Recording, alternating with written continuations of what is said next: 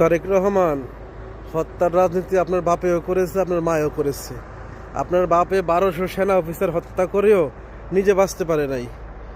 আপনার মা যখন ক্ষমতায় ছিল, দেশে জঙ্গি বাহিনী উৎপাদন করে হাজার হাজার মানুষ হত্যা করে, সিনেমা হলে বোমা মেরে 21শে আগস্ট গ্রেনেড হামলা আপনি নিজে করেছেন আপনার তত্ত্বাবধানে।